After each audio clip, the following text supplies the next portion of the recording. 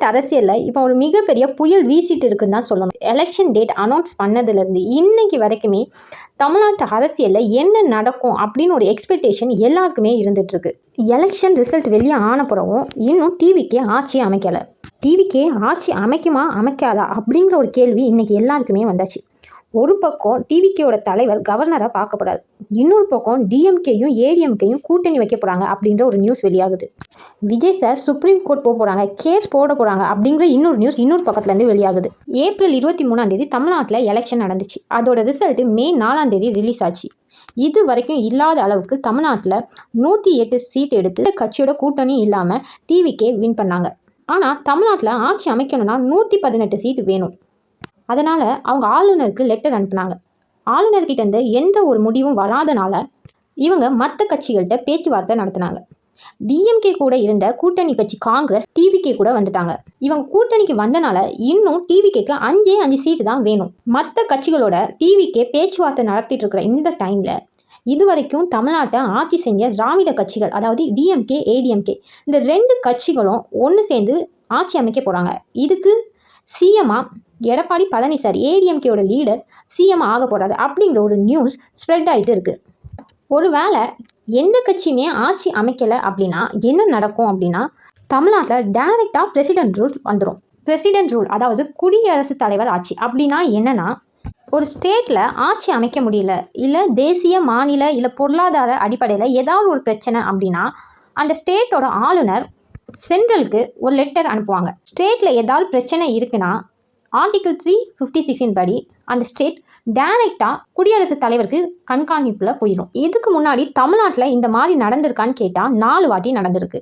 1976 கருணாநிதி இருக்கும்போது ஊழல் புகார் மற்றும் நிர்வாக சீர்கேடு என கூறி மத்திய அரசால் கலைக்கப்பட்டது. 1980 எம்ஜிஆர் சிஎம்மா இருக்கும்போது நாடாளுமன்ற தேர்தலில் ஆளும் கட்சி தோல்வி அடைஞ்சனால அடுத்த அரசு கலைக்கப்பட்டது.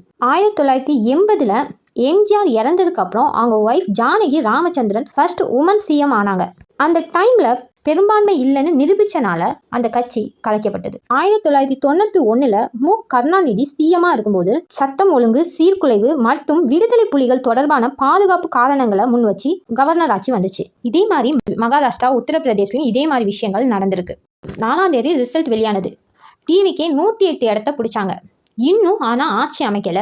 ஒருவேளை கவர்னர் ஆட்சி வந்துருமோ அப்படிங்கிற ஒரு விஷயங்களும் ஸ்ப்ரெட் ஆகிட்டு இருக்கு. இந்த டைம்ல விஜய் சார் சுப்ரீம் கோர்ட்டுக்கு போய் கேஸ் போட போறாங்க, எஸ்ஆர் பொம்மை கேஸை வச்சு கேஸ் போட போறாங்க அப்படிங்கிற ஒரு நியூஸ் ஸ்ப்ரெட் ஆகிட்டு இருக்கு. அப்படி என்னதான் சொல்லுது எஸ்ஆர் பொம்மை கேஸ்? கர்நாடகா மாநிலத்தை சேர்ந்த எஸ்ஆர் பொம்மை அவர் முதலமைச்சராக இருக்கும்போது அவர் கட்சியில் இருக்கிற எம்எல்ஏ வேற கட்சிக்கு போறாங்க அப்படிங்கிற நியூஸ் வெளிவந்துச்சு.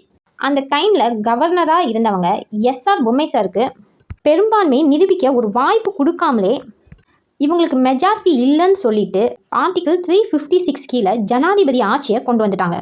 எனக்கு மெஜாரிட்டி இருக்குன்னு சொல்லி பொம்மை அவர்கள் சுப்ரீம் கோர்ட்டில் கேஸ் ஃபைல் பண்ணாங்க. ஒரு சிஎம்க்கு எம்எல்ஏ ஆதரவு இருக்கா இல்லையான்னு ஆளுநர் அவங்களோட அறைக்குள்ளே இருந்து முடிவு செய்யக்கூடாது, சட்டமன்றத்தை கூட்டி அங்கே ஓட் எடுத்து தான் முடிவு செய்யணும் அப்படின்னு ஜட்ஜ்மெண்ட் வந்துச்சு. மத்திய அரசு சொல்வதை கேட்டு மாநில ஆட்சிகளை கலைக்க ஆளுநர் வெறும் கருவியாக செயல்படக்கூடாது. ஒருவேளை தவறாக ஆட்சி கலைக்கப்பட்டா நீதிமன்றம் தலையிட்டு அந்த ஆட்சியை மீண்டும் கொண்டு வரும் அதிகாரம் உண்டு. சட்டத்தின்படி எந்த கட்சிக்கும் முழு மெஜாரிட்டி இல்லாத போது ஆளுநர் தனி பெரும் கட்சி என்ற அடிப்படையில் விஜய் சாரை ஆட்சி அமைக்க அழைக்கலாம். அவர் பதவி ஏற்ற பிறகு ஒரு 15 நாள் டைம் கொடுப்பாங்க. சட்டமன்றத்தில் விஜய் சார் அவருடைய பெரும்பான்மையை நிரூபிக்கணும். இதுதான் இந்த எஸ்ஆர் பொம்மை கேஸோட சாரா அம்சம். தமிழகத்தில் இது வரைக்கும் இல்லாத அளவுக்கு ஒரு பெரிய சட்ட போராட்டமும் ஆட்சி அமைப்பதும் நடந்துட்டு தான் இருக்கு. டிவிகே ஆட்சி அமைப்பாங்களா? விஜய் சார் சிஎம் ஆவாரா? இல்லை டிஎம்கேயும் ஏடிஎம்கேயும் கூட்டணி சேருவாங்களா? பல விஷயங்கள் இன்னைக்கு தமிழ்நாட்டில் போயிட்டு இருக்கு. மக்கள் தீர்ப்பே மகேசன் தீர்ப்புன்னு சொல்லுவாங்க. மக்கள் ஓட்டு போட்டு விஜய் சார் தான் சிஎம் ஆகணும் அப்படின்னு சொல்லிட்டு கிளியராக சொல்லிட்டாங்க. மக்கள் தீர்ப்பு தான் வரப்போதா இல்லை மற்ற கட்சிகள் கூட்டணி சேர்ந்து அவங்க ஆட்சி அமைக்க போறாங்களா?